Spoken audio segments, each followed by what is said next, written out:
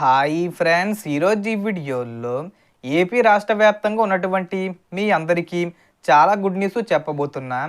ఈ దీపావళికి ఆంధ్రప్రదేశ్ ప్రభుత్వం రేషన్ కార్డు ఉన్న కుటుంబాలందరికీ 3 భారీ శుభవార్తలు ప్రకటించింది. అంటే ఈసారి దీపావళి నిజంగానే వెలుగులతో పాటు ఆనందం కూడా తెచ్చింది. ఆ 3 శుభవార్తలు ఏంటి, దానికి సంబంధించిన పూర్తి ఇన్ఫర్మేషన్ ఈ వీడియోలో తెలుసుకుందాం. అండ్ వీడియో నచ్చితే లైక్ చేసి షేర్ చేసి సబ్స్క్రైబ్ చేసుకోండి ఫ్రెండ్స్. సో ఏమాత్రం లేట్ చేయకుండా వీడియోలోకి వెళ్ళిపోద్దాం. సో మొదటి శుభవార్త, రైతు స్నేహితుల కోసం అన్నదాత సుఖీభావ పథకం రెండో విడతగా 5,000 రూపాయలు విడుదల చేయబోతున్నారు. దీని వెంటనే కేంద్ర ప్రభుత్వం ఇచ్చే పిఎం కిసాన్ 21 విడత 2,000 రూపాయలు కూడా వస్తుంది. అంటే మొత్తం 7,000 రూపాయలు దీపావళి కానుకగా అక్టోబర్ 20 తేదీన మీ ఖాతాల్లో జమ అయ్యే అవకాశం ఉంది. అర్హతల విషయానికి వస్తే ఈ సహాయం కేవలం రేషన్ కార్డు ఉన్న మరియు భూమి వివరాలు రైతు భరోసా జాబితాలో ఉన్న రైతులకు మాత్రమే లభిస్తుంది. రైతు పేరు రేషన్ కార్డులో ఉండాలి. భూమి రికార్డులు అప్డేట్ అయి ఉండాలి. రైతు మరణించిన అతని భార్య లేదా కుటుంబ సభ్యుడికి లబ్ధి వస్తుంది.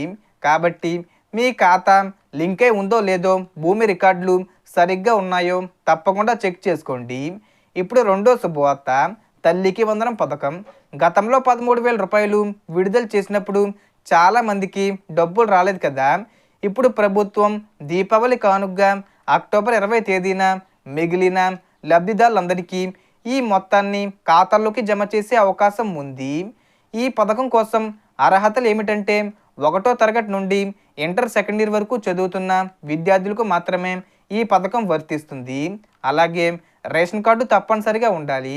ఎవరికి డబ్బు రాకపోతే మీ సచివాలయంలో లేదా వార్డు కార్యాలయంలో మీ వివరాలు ఒకసారి వెరిఫై చేసుకోవడం మంచిది. ఇప్పుడు మూడో మరియు ముఖ్యమైన శుభవార్త, ఆడబిడ్డ నిధి పథకం కింద ఉన్న మహిళల కోసం ఎన్నికల సమయంలో చంద్రబాబు నాయుడు గారు చెప్పినట్టుగా 18 నుండి 59 సంవత్సరాల మధ్య వయసు ఉన్న ప్రతి మహిళకు నెలకు 1,500 రూపాయల చొప్పున ఇవ్వబోతున్నారు.